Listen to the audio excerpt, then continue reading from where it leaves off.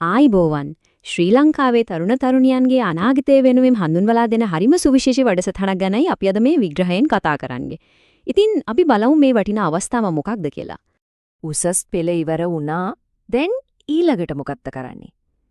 මේක ගොඩක් දෙනෙක්ට තියෙන ලොකු ප්‍රශ්නයක්.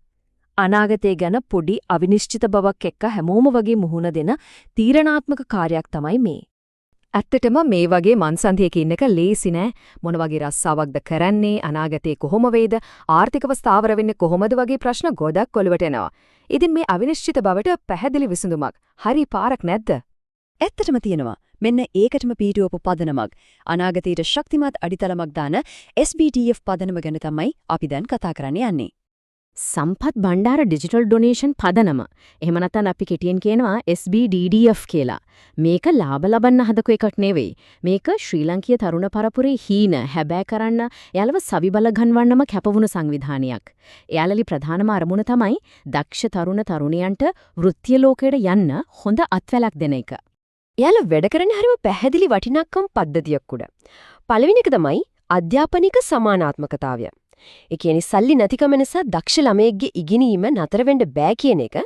දෙවෙනි එක ඩිජිටල් සවිබල ගැන්වීම. අනාගතයේ දිනන්න ඕන කරන ICT ඩිසයින් වගේ ඩිජිටල් දෙනම ලබා දෙනවා. තුන්වෙනි එක තිරසාර බව.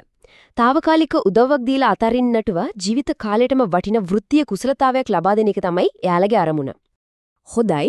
ඉතින් මේ කියපු දේවල් ඇත්තක් කරන්න එයාලා ඉදිරිපත් කරන විසඳුම තමයි මේ අවුරුදු 2ක් පුරා දිවෙන විශේෂ කුසලතා සංවර්ධන වැඩසටහන.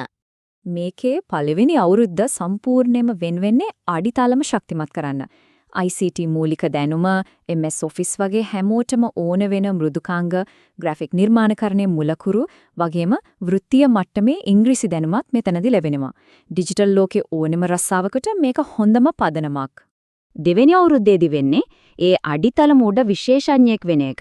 Adobe Photoshop, Illustrator වගේ දේවල් වලින් උසස් ග්‍රැෆික් නිර්මාණකරණය, computer hardware, networking, web design වගේ ක්ෂේත්‍ර ගොඩක ප්‍රායෝගික දැනුම ලැබෙනවා.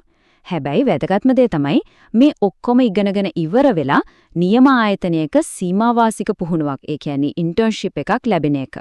හරි. දැන් ගොඩක් දෙනෙක්ට තියෙන ලොකුම ප්‍රශ්න වෙන්න ඇති මේකට කොච්චර වියදම් යනවද කියන එක. අපි බලමු SBDF පදනම මේ මූල්‍ය බාධක බින්දින්නේ කොහොමද කියලා. මෙන්න බලන්න. රුපියල් 2 ලක්ෂයක් මේ තමයි SBDF පදනම එක ශිෂ්‍යයෙක් වෙනුවෙන් දායක කරන මුදල. සම්පූර්ණ පාඨමාලා ගාස්තුවෙන් අති විශාල කොටසක් දරන්නේ පදනමෙන්. මේ මූල්‍ය ව්‍යුහය දිහා බැලුවම මේක හරිම පැහැදිලි. බලන්න පාඨමාලාවේ සම්පූර්ණ වටිනාකම රුපියල් 2,35,000යි. SBDF පදනම ඒකෙන් ලක්ෂ 2ක්ම කෙලින්ම ආයතනයට ගෙවනවා. එතකොට ශිෂ්‍යයාට ගෙවන්න ඉතුරු වෙන්නේ රුපියල් 35,000යි. හැබැයි ඉන්නේ මෙතන තමයි හරිම විශේෂ දෙයක් තියෙනවා. අර ශිෂ්‍යයා ගෙවන රුපියල් 35,000 ඇත්තටම වියදමක් නෙවෙයි. ඒක ආයෙත් ගන්න පුළුවන් කැපවීමේ ගාස්තුවක් විතරයි.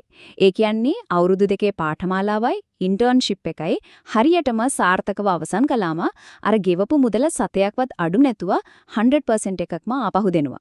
මේක තියෙන්නේ ඉගෙන ගන්න කෙනාගේ කැපවීම තහවුරු කරගන්න විතරයි. එහෙනම් අන්තිමට බලද්දි සුද්ධ පිරිවැය කීයද? 0යි. ඔව්. රුපියල් 0යි. ඒ කියන්නේ මේක තමන්ගේ වෘත්ති අනාගතය හදාගන්න සම්පූර්ණයෙන්ම නොමිලේ ලැබෙන රත්තරන් අවස්ථාවක්. හරි.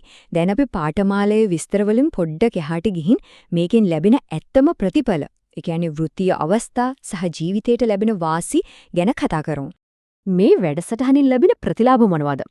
හොඳ පිළිගැනීමක් තියෙන අවුරුදු 2ක වෘත්තීය සහතිකයක්, මාසිකට රුපියල් 40,000කට වැඩි ආරම්භක පඩියක් තියෙන රැකියාවකට සුදුසුකම් ලැබීම, ගෙදර ඉන්නම ඩොලර් රුපියල් පුළුවන් ෆ්‍රීලාන්සින් වලට යොමු වෙන අවස්ථාව, ඒ ඔක්කොමට වඩා හොඳ ඉංග්‍රීසි දැනුමක් තියෙන පූර්ණ වෘත්තීයෙක් බවට පත්වෙනවා. ඉතින් මේ වැඩසටහන කාටද හොඳටම ගැලපෙන්නේ? A levels කරලා ඊළඟට මොකද්ද කරන්න කියලා හිතා ඉන්න අයට, කැම්පස් යන ගමන්ම අමතර වෘත්තීය සුදුසුකමක් හොයන අයට, ඉක්මනටම රැකියා ලෝකෙට යන්න ඕන අයට, ෆ්‍රීලාන්සින් හරි විදේශ රැකියාවක් හරි හීනයක් කරගත්තු අයට. ඒත් මේ හැමතෙම වඩා සල්ලි ප්‍රශ්න නිසා දක්ෂකම් යටපත් වෙච්ච අයට මේක ලැබෙන නියම අවස්ථාවක්. අවසාන වශයෙන් SBDDF පදනමේ දැක්ම මේ වචන ටිකෙන් හරි අපූර්වට පැහැදිලි වෙනවා. දක්ෂ දරුවන්ට ඩිජිටල් ලෝකයේ ඉහළටම පියාඹන්න අවශ්‍ය ශක්තිමත් පියාපත් ලබා දීම SBDDF අරමුණයි. ඉතින් තේරෙනව නේද? මේක නිකම් පාඨමාලාවක් නෙවෙයි. මේක දක්ෂ තරුණ පරපුරේ අනාගතය වෙනුවෙන් කරන ආයෝජනයක්.